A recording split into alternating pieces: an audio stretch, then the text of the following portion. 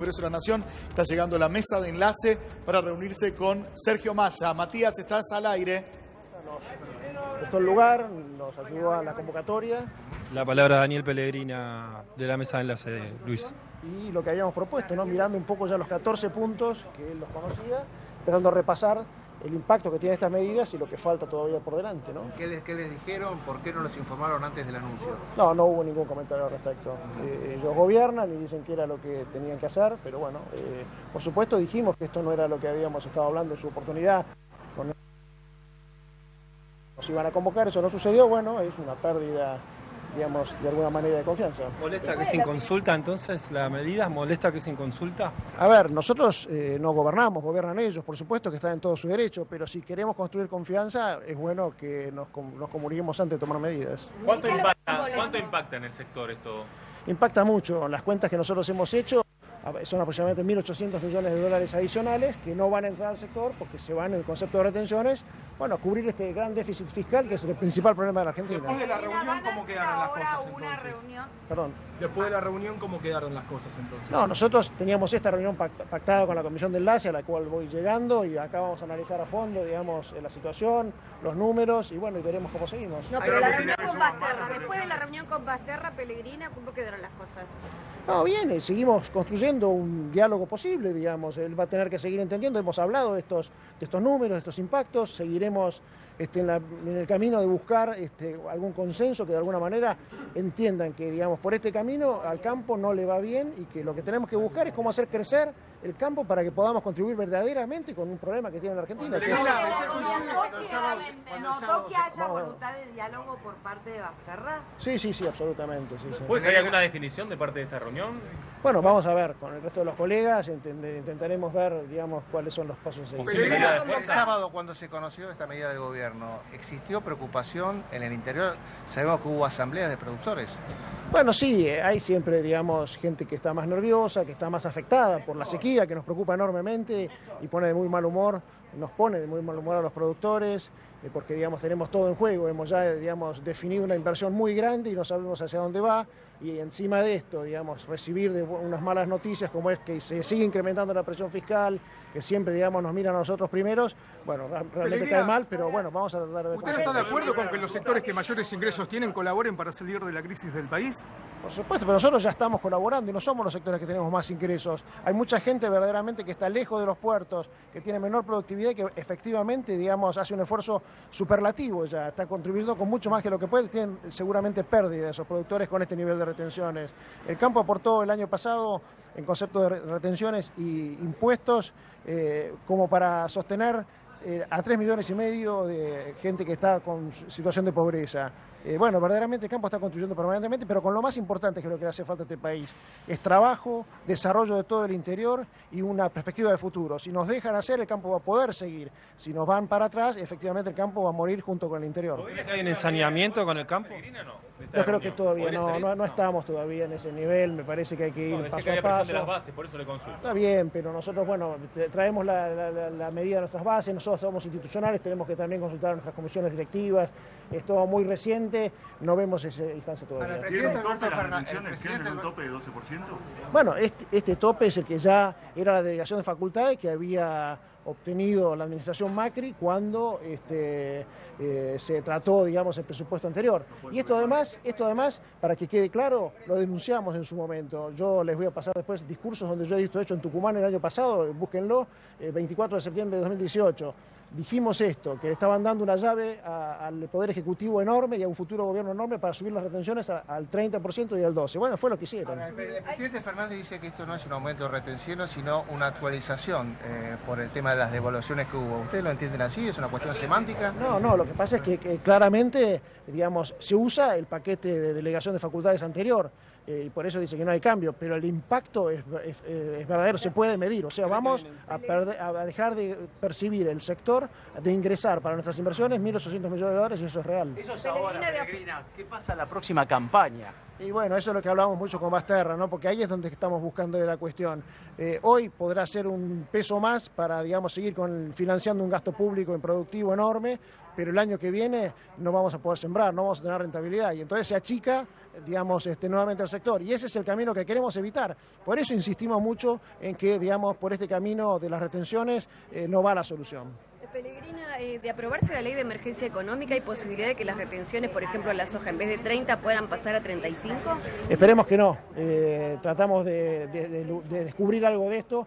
Todavía el paquete está muy cerrado, lo llevan a diputados, aparentemente no sé si es postergación o no, pero bueno, la verdad que le dijimos que no hay soporte para esto. ¿Tienen pautado una reunión con el ministro de Desarrollo para una posible consulta por el Consejo contra el Hambre? Nos habían convocado para hoy a las 5 de la tarde en Casa Rosada, se suspendió esa reunión, por eso venimos un poquito más demorados a la reunión de las 4. ¿El saneamiento hacia el campo con el tema de las retenciones que usted sea siempre a nosotros? Sí, bueno, siempre ha sido, digamos, el primero que pone las primeras medidas que se toman aisladas, que también es una cosa que lo hemos dicho. Si uno conoce el paquete completo, viene una ayuda financiera, vienen temas impositivos, es distinto de digerir, pero viene solamente esta medida de la retención. No sabemos qué va a pasar, efectivamente, digamos, lo vemos como una manera de discriminar. Y además, bueno, por ahí está. Entonces, Daniel Pellegrina de la Sociedad Rural Argentina, con una amenaza latente, Agustín, que es tal vez el año que viene no podamos sembrar. Digo, son advertencias, son espadeos para medir un poder posible en función a esta negociación por las nuevas retenciones. Más allá de eso, me quedo primero con un título, Luis. A ver. No vamos a salir a la ruta, ¿no? No vamos a cortar. Es un título, es importante. Minimizó las asambleas de productores que se fogonearon durante el fin de semana y dijo, no estamos en ese momento. Primer punto que hay que dejar en claro. Los productores no van a salir a la ruta. Y lo otro, bueno, es una negociación entre una corporación, como es todo lo que tiene que ver con las entidades del campo, y un gobierno. Hay una disputa de intereses y cada uno juega sus cartas. No me parece mal que el presidente de la sociedad rural diga esto. Ahora, de ahí que sea verdad, hay un trecho. Bueno, cuando hablan de la adecuación de estos 4 pesos por tonelada vendida, obviamente ahí Pellegrina como que duda un segundo, dice, bueno, si bien el marco de retenciones es el mismo de Macri, porque se estaría hablando mal de lo que previamente habló bien. Bueno, pero él, por ejemplo, dije, yo cuestioné esto. Sí. Yo lo cuestioné cuando lo hizo Macri. Bueno, De Angeli, por ejemplo, no. De Angeli en el Congreso, en un discurso muy encendido. Habló a favor. Defendió y dijo, el argumento era muy válido. Dijo, hay gente que está pasando hambre, hay una crisis, subvaluación, los que más tienen que aportar. Bueno, es el mismo argumento que lo que sí, a ver, lo que sí se intuye, pasadas 48 horas o un poquito menos, tal vez, del anuncio prematuro de estas medidas, es que primero hubo ánimos encendidos, más en algunos comunicadores del campo que en los dirigentes del campo en sí, y luego las aguas se aquietaron diciendo, a ver, ¿es un momento más de la República Argentina? No. Es un momento bisagra. ¿Por qué? Porque el hambre excedió el límite de lo aceptable, el límite de la dignidad. Si bien siempre cualquier cuota de falta de asistencia alimentaria es verdaderamente indigno, los números que deja Macri son números de escándalo. Entonces, ¿esto significa que estas medidas son momentáneas, anuales, bianuales? Lo que pasa es que hay un temor cierto en Argentina que ninguna medida es momentánea, ¿no? Del impuesto al cheque para acá todos aprendimos más o menos que ninguna medida es de todo momentánea. Pero Luis, también es importante esto que vos señalabas, ¿no? El gobierno lo anunció el viernes, lo dejó trascender el viernes. Sábado y domingo todos jugaron sus cartas. Y hoy el gobierno levantó algunas reuniones, va a modificar el proyecto que ya tenía más o menos terminado, lo va a hacer ingresar mañana. Bueno, nada, me parece que también estamos conociendo una forma de trabajar del gobierno, ¿no? De tirar las cartas, ver cómo reacciona y ver cómo acomoda. Me parece que también estamos conociendo eso. Agustín Echevarne, muy buenas tardes, ¿cómo le va? Muy buenas tardes, ¿cómo están? Muy bien. Bienvenido. Primero preguntarle, ¿son medidas positivas, son medidas de coyuntura, son medidas que llegan para quedarse? Sí, Argentina te da la sensación de que es el mito del eterno retorno, ¿no? Porque permanentemente estamos en lo mismo. Nosotros empezamos en la emergencia en el año 1930. Sí. Y desde entonces seguimos en emergencia, permanentemente seguimos en emergencia. Fue impresionante porque Argentina los primeros 100 años, desde 1810, fuimos el país que más rápido creció del mundo.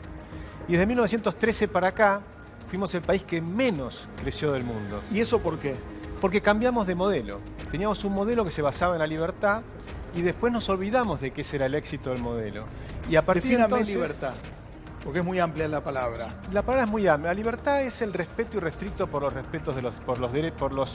proyectos de los demás. Okay. Es decir, que uno no puede avanzar sobre los demás, uno no puede vivir del otro, sino que cada uno es dueño del fruto de su trabajo.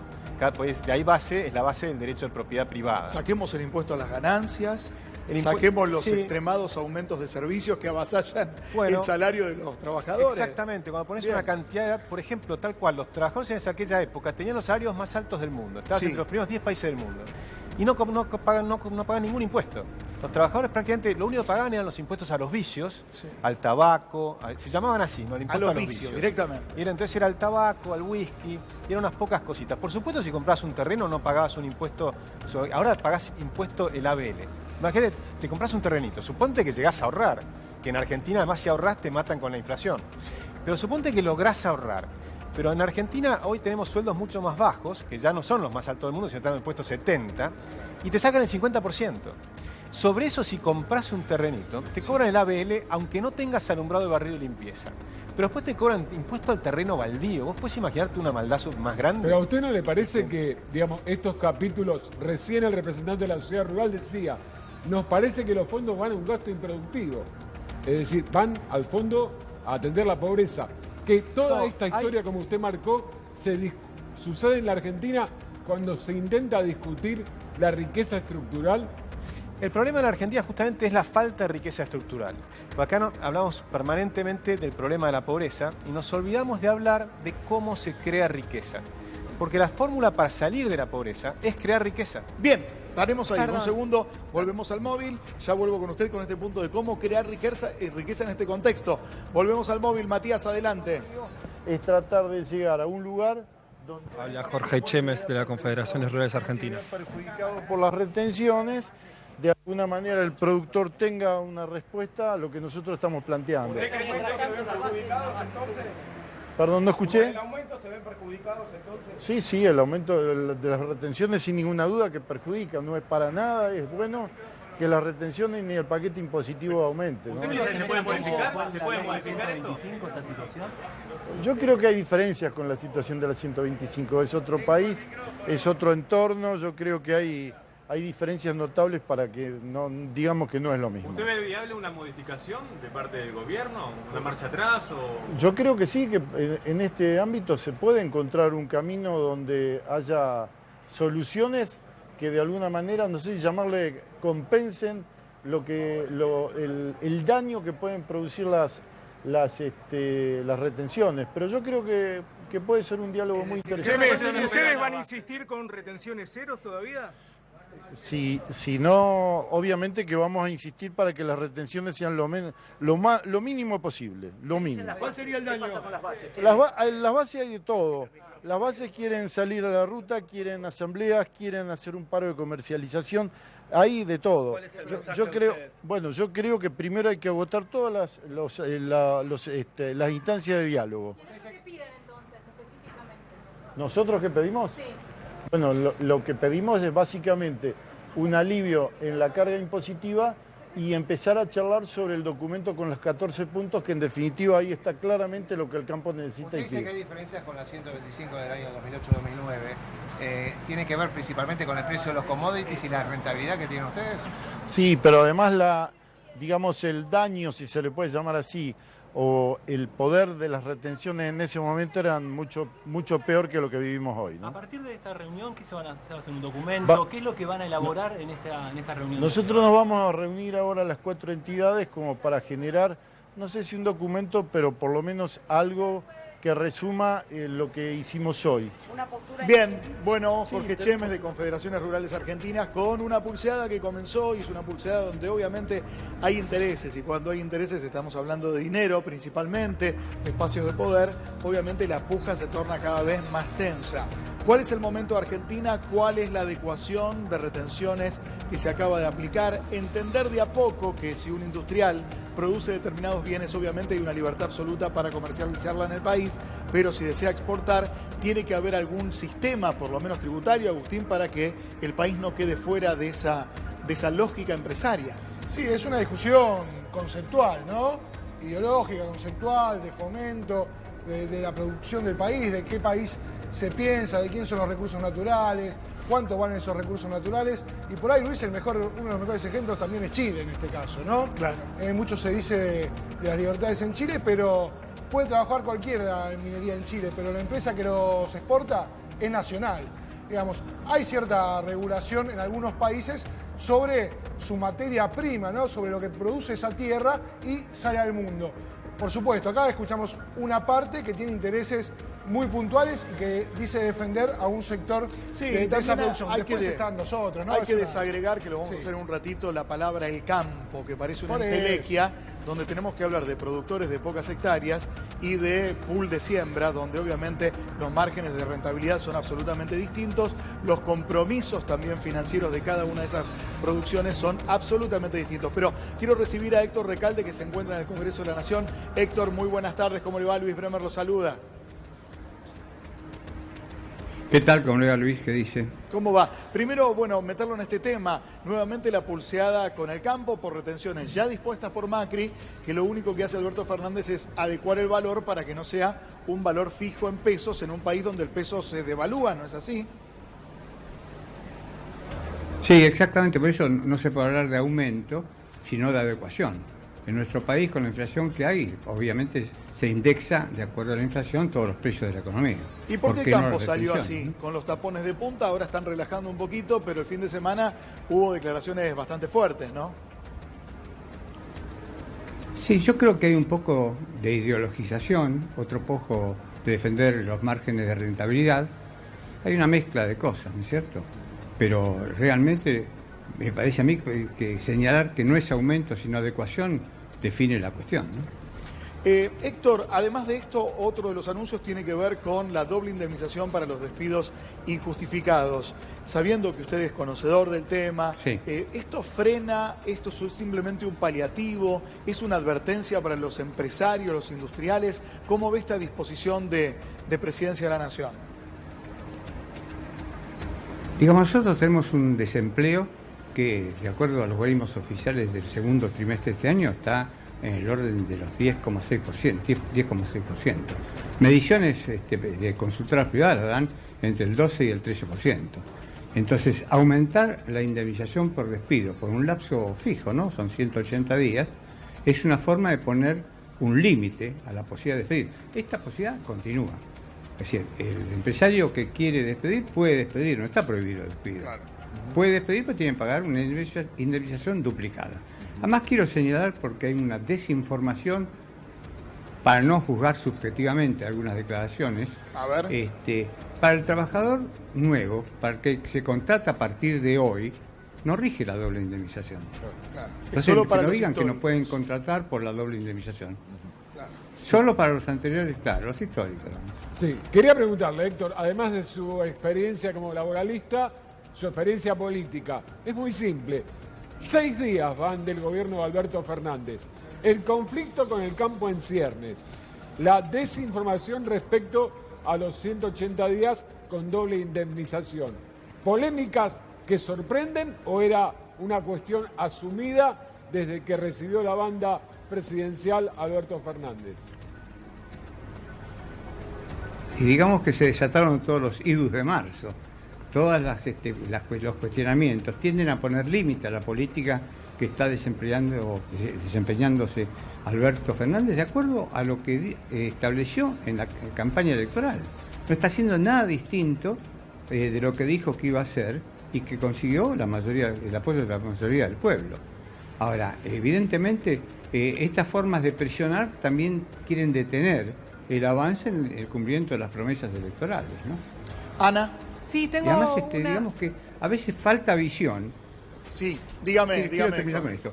Falta visión, porque si los trabajadores tienen capacidad adquisitiva, consumen, y el mercado interno ocupa el 80% del Producto Bruto Interno. Entonces es bueno que los jubilados, los trabajadores tengan poder adquisitivo. Y Alberto dijo con mucha claridad que una de sus primeras medidas iba a poner dinero en el bolsillo de los jubilados y los trabajadores. Está cumpliendo con las promesas electorales. Aguardame un segundo, Ana, no se puede alzar contra la decisión mayoritaria del pueblo. Aguárdeme, Héctor, le pregunto a Agustín Echevarne, ¿es así, digo, con dinero en el bolsillo, por lo menos la población más vulnerable es la que más gasta? Fernández está claramente en una situación muy complicada. Y lo que pasa es que hay cosas que se repiten permanentemente y que yo creo no han funcionado nunca en Argentina y probablemente tampoco van a funcionar ahora.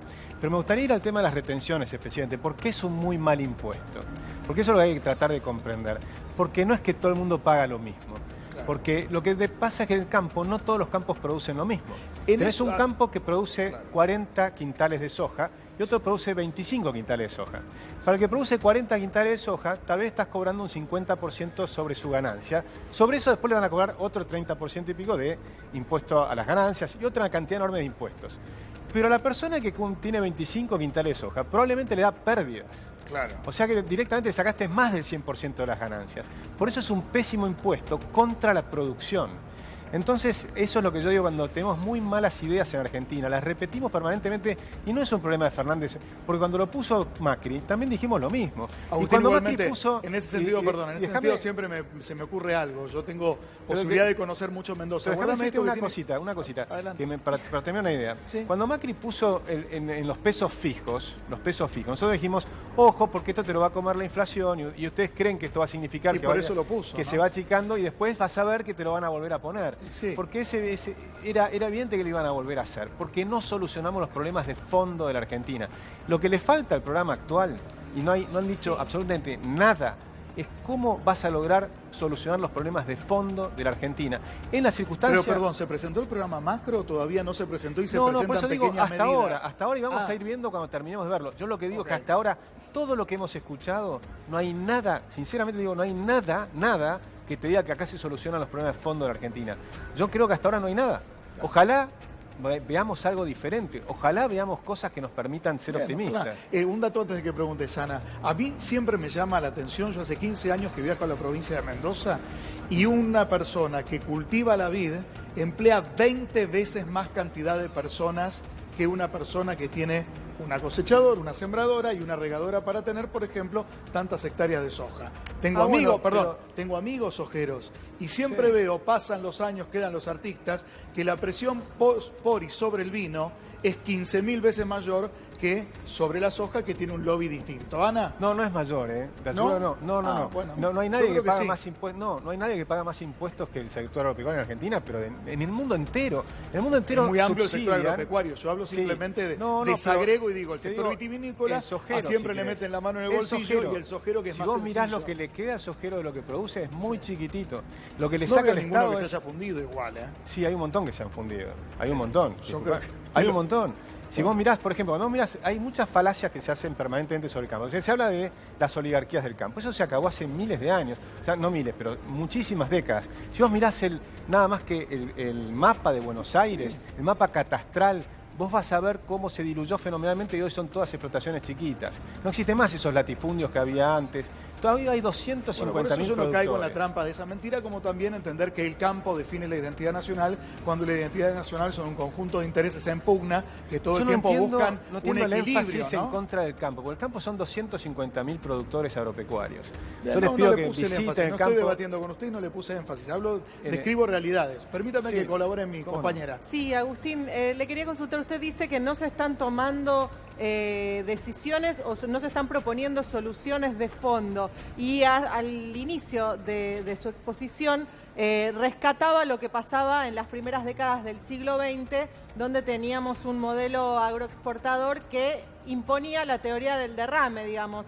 La escuela liberal... No era un modelo agroexportador, era un modelo industrialista. Lo que pasa es una de las falacias que hay en Argentina. Yo acabo de hacer un video, que se los propongo que lo miren, los que están escuchando lo pueden mirar, que se llama Modelo Agroexportador, donde muestro fundamentalmente que no era un modelo agroexportador. Era el modelo de la escuela industrialista escocesa de Adam Smith. Y produjo un aumento de la industria argentina fenomenal. Para el año 1914, el 71% de todos los productos manufacturados argentinos que se consumían en Argentina eran producción nacional. Había una industria diversificada. Para 1932... Que estaba toda en manos de británicos. La industria... ¿Qué? ¿Estaba toda en manos de británicos. No, de ninguna manera, de ninguna manera. Eso es absolutamente falso. Para 1932, la industria argentina era mayor que la de México y Brasil sumadas. Bien, sumadas. Vamos a ver qué dice Héctor Recalde. Lo estamos escuchando, Héctor. No, me estaba acordando del pacto Roca-Ranciman. Eso vino después. De los años 30. Pero de todas maneras yo no soy economista, no voy a discutir de economía.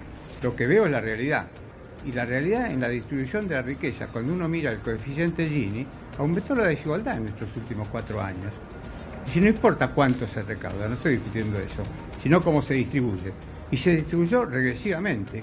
Y esto conspira contra el mercado interno, que ocupa el 80% del producto. Es decir, estos son datos oficiales del INDEC. No me estoy manejando con ningún otro dato. Así que lo que yo veo es que hay un poco de ideología detrás de nuestra... Y no me parece mal. Cada uno defiende los intereses que supone que tiene que defender. Yo defiendo los intereses de los trabajadores, de los jubilados. Yo también. Me parece bien que haya margen de rentabilidad. Pero el tema es cómo se distribuye, los trabajadores. El problema para defenderlos hay que entender que el problema más grande que tienen los trabajadores en Argentina es la inflación. La inflación viene destruyendo a la Argentina desde hace muchísimos años. Pasan los gobiernos y la inflación queda, excepto un momento donde la inflación pasó a 0. Y toda la clase política argentina critica ese momento, que es la ley de convertibilidad. Cuando lograron eliminar la inflación, resulta que eso es malo. ¿Y por qué es malo? Explícame por qué es malo. Porque la inflación es el robo de los salarios de los trabajadores, sobre todo los más pobres, los que no se pueden defender, porque yo no puedo defender la inflación. Pero el tipo que está en el campo y recibe la quincena, ese tipo no va a defenderse de la inflación, es al que más perjudican. Lo que estamos viendo hoy, a mí me parece lo que va a ocurrir, es muy simple, lo mismo de siempre. Vas a tener 180 días con controles de precios y salarios y demás, con una cierta estabilidad y tal vez una recuperación de la economía. Cuando llegues al día 181, volvemos a tener un salto inflacionario y el que más le va a pegar es al asalariado. Nosotros tenemos que eliminar la inflación de la Argentina. Pero Agustín, se puede hacer. ¿Usted se acuerda cómo terminó la convertibilidad en Argentina? Sí, claro, la convertibilidad, pero esa exactamente, convertibilidad ficticia. pero no fue ficticia, terminó muy bien la convertibilidad. Todas las empresas del Estado, incluido el IPF. La convertibilidad, ficticia de unos dólares. Estás mezclando cosas, estás mezclando muchas cosas. La convertibilidad, los últimos 3 años de la convertibilidad, había caída de precios de la Argentina. Ni siquiera subían, caían los precios. Subían los precios en dólares, déjame terminar. Subían los precios en Estados Unidos, bajaban los precios en Argentina. Los 3 años finales de la convertibilidad. Aumentaban las exportaciones. ¿A costa de qué pobreza? Perdón. ¿Cuánto? A ver, la pobreza era en el país que funciona la pobreza había bajado. La pobreza había bajado. 15, 20, 50 millones. Si me preguntás, déjame que te responda. La pobreza, cuando pusieron la convertibilidad, la pobreza cayó. Déjame terminar. No me dijiste la pobreza. La pobreza pasó del 44% cuando estaba en la hiperinflación de Menem al 22% cuando estaba de la Rúa. O sea, cuando terminó Menem era la mitad de la que había asumido. Por supuesto, tuviste años malos, porque tuviste 6 crisis internacionales, que la gente se olvida. Tuviste la del tequila, Tailandia, Asia, Rusia, la caída de los precios de los commodities. Argentina estaba en recesión, desde ya que estábamos en problema. Pero el problema no era la convertibilidad. En todo caso, el problema era lo mismo que tenés ahora, que fue el aumento de la deuda, el aumento del déficit. Que las crisis externas golpeen de determinada manera o no un país. Depende de la política económica de ese país. La convertibilidad, te aseguro que la convertibilidad anduvo muy bien. El problema fue la deuda, el déficit fiscal, lo mismo que ahora. Ahora no tenés convertibilidad y tenés los mismos problemas. Agustín, tenés deuda, déficit fiscal, los mismos problemas que tenías en ese momento. Y no es la convertibilidad, porque a esto agregarle la inflación. Bien, la idea es que hablemos todos. Sumo a Héctor Recalde. Héctor Recalde, ¿la convertibilidad fue lo mejor que le pasó al país o lo peor? No importa, cada uno tiene el derecho a defender la política de Cavallo, yo no la comparto, pero quiero hablar de la coyuntura, de lo que está haciendo nuestro gobierno ahora, que tiene una semana. La culpa de los otros 4 años no se puede echar a la semana de mandato que tienen Alberto y Cristina. Lo que estoy reivindicando es cómo, por ejemplo, salió un decreto que pone límites aumenta los límites que tiene la posibilidad de despedir sin causa de un empleador. Esto es bueno, porque esto, digamos que aquel que quiere despedir sin causa, estoy hablando de un despido sin causa, le levantaron el costo de pagar la indemnización. Y eso va a frenar los despidos, y es bueno que frene los despidos. Pues si el trabajador que pierde su salario, pierde poder adquisitivo, y eso agrava la situación económica sin ninguna duda, porque el 80%, insisto, el 80% del Producto Interno Bruto te va a una parte del mercado interno, y esto es lo que nosotros tenemos que defender. Lo demás también es ideología, los economistas, obviamente, y no me parece mal, insisto, cada uno defiende los intereses que cree que tiene que defender. Yo me situé toda mi vida en la defensa de los trabajadores y de los jubilados, que son los que menos recursos tienen. Y me interesa mucho el coeficiente Gini, porque también soy un defensor de la igualdad.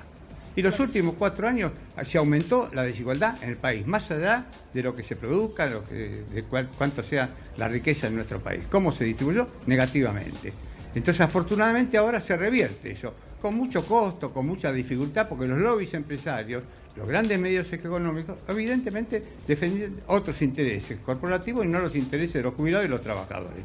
Así que me parece trascendente lo que está haciendo Alberto Fernández, y vamos a seguir apoyando esto porque va en la línea de recuperar los niveles de igualdad que nuestro pueblo merece, ¿no? Clarísimo. Le pregunto a Echevarne entonces, después de por lo menos el último año donde se despedía una persona cada 16 horas en un país donde la industria iba en caída. Estos son datos fácticos del INDEC, no es una apreciación personal.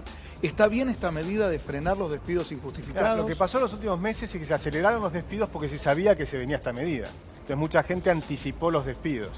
La medida es mala. No porque andaba mal el mercado interno. Por supuesto que andaba mal. Desde ya, Argentina está en crisis hace rato. Argentina viene en depresión desde el año 2011.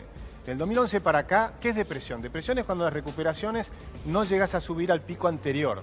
Y por lo tanto venís para abajo. No se hace la U. O sea, nosotros estamos, sí, una U, pero que no llegás al pico anterior. Con lo cual es una U para abajo. Con lo cual el PIB per cápita argentina cae desde el 2011 para acá. Estamos en depresión. Es una depresión más larga que la del año 30. Es muy grave lo que está pasando en Argentina. Solo que estas medidas no solucionan el problema. La doble indemnización implica que las personas que van a crear una nueva empresa, van a tomar una nueva persona, lo piensan 2 veces, porque es verdad, dicen no, los que toman ahora no les vamos a cobrar. No es cierto, eso no es cierto. Déjame terminar. Eso forma parte de la fake news. No, porque justamente lo que... Déjame terminar la frase. No rige para los nuevos empleos. Déjame terminar la frase. Porque se dice que para los nuevos no les van a cobrar. No les afecta esa medida. Obviamente les dicen eso. Pero lo que va a ocurrir, el nuevo... Pero no es así lo que decís vos, Héctor, te estás equivocando porque no me escuchás. Lo que te estoy diciendo, yo ya sé que te están diciendo que el decreto dice que los nuevos no le van a cobrar la doble indemnización. No en esta recesión, en la próxima U, les van a hacer a los que están ahora, a los que empiezan ahora. Es contrafáctico totalmente, digo. Por supuesto es contrafáctico, pero sé cómo piensan los empleadores. Es un tema de pensamiento, es quebrar la seguridad jurídica. Hablemos sobre la realidad. No es contrafáctico. Recalde, dejámoslo hablar. Sobre la realidad. Yo hablo sobre la realidad. Vos decís como si habla de otra cosa, no fue la realidad. La Constitución Nacional protege... Lo escucho, Héctor. La Constitución Nacional protege al trabajador La Constitución Nacional protege al trabajador contra el despido arbitrario. El límite que le pone no es que no puede despedir. El límite que le pone a esa facultad patronal es la indemnización por despido. Lo que hizo este gobierno es subir un poco la vara para tratar de evitar el despido sin causa justificada de los trabajadores que tienen empleo con anterioridad a esta fecha. El que contrate, el empresario que contrata mañana a un trabajador, ese trabajador no tiene derecho a la doble indemnización. Esto lo dice el decreto 34/19. Un dato, ya no estoy inventando nada. Héctor, les propongo algo, Héctor y al señor Agustín Echevarne, les propongo algo. ¿Cómo crear empleo? Va a ser mi pregunta para luego la pausa muy breve, de 2 minutos. Dale, esa me encanta. ¿Cómo crear empleo en un país que está hundido, en depresión y en crisis, y un gobierno que tiene apenas 6 días? Pausa y ya volvemos.